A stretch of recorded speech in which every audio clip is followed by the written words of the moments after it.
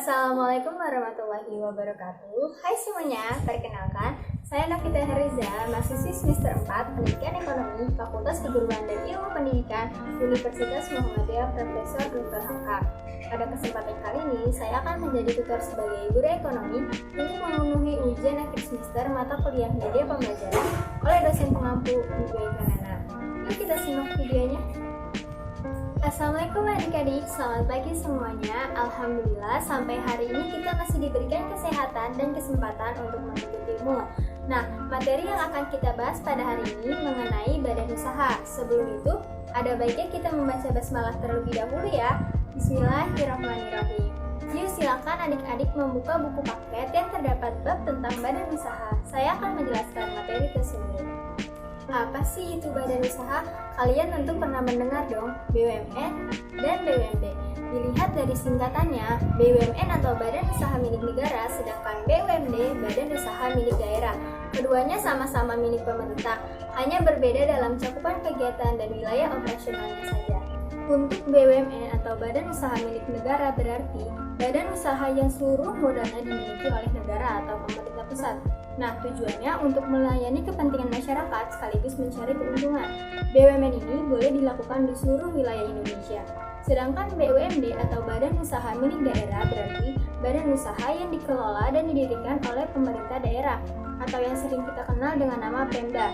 Nah, BUMD ini cakupan kegiatannya hanya boleh di wilayah tertentu saja. Semisal, atas izin pemerintah daerah Jawa Tengah, maka badan usaha tersebut hanya boleh didirikan di daerah Jawa Tengah.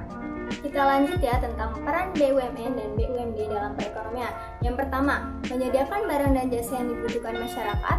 Yang kedua, melayani kepentingan publik. Yang ketiga, pembuka lapangan pekerjaan sehingga angka kemiskinan dan pengangguran menurun. Yang keempat, membantu meningkatkan pendapatan.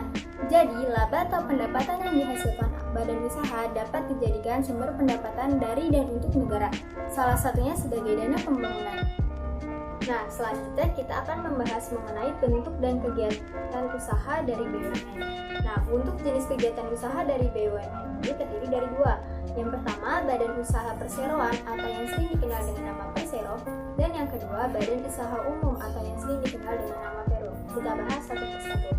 Persero adalah badan usaha yang seluruh atau sebagian modalnya dimiliki oleh negara.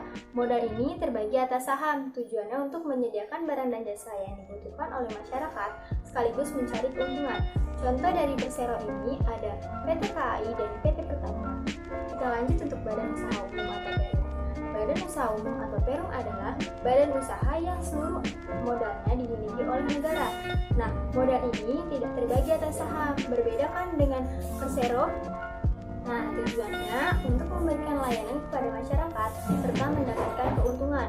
Contoh dari Perum ini ada Perum Gadaian, Perum Bulog, dan Perum Gandum. UMS juga berperan loh dalam perekonomian. Yang pertama, membuka lapangan pekerjaan. Yang kedua, meningkatkan produksi nasional.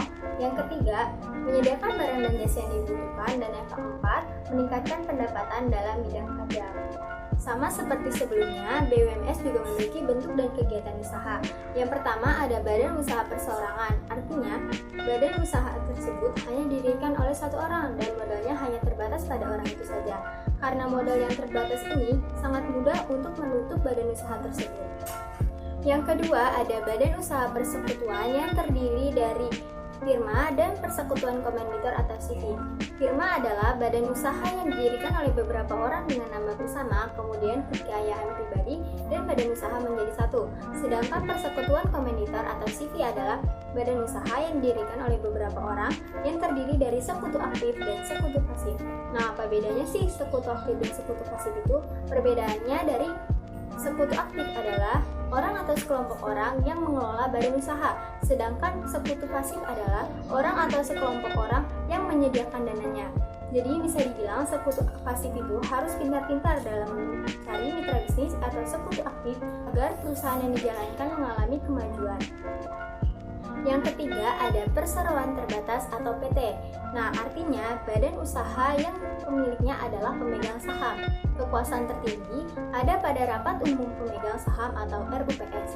Nah, semakin banyak pemegang saham, maka semakin banyak laba yang didapatkan.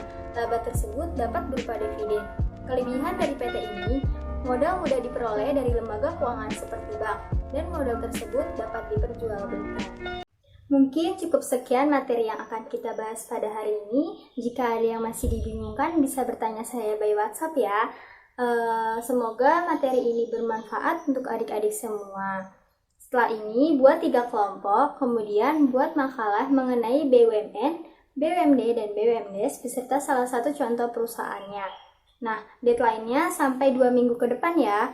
Silakan untuk teman-teman dikerjakan dengan sebaik mungkin jika sudah dikumpulkan melalui email saya novitahereza07@gmail.com. Terima kasih. Wassalamualaikum warahmatullahi wabarakatuh.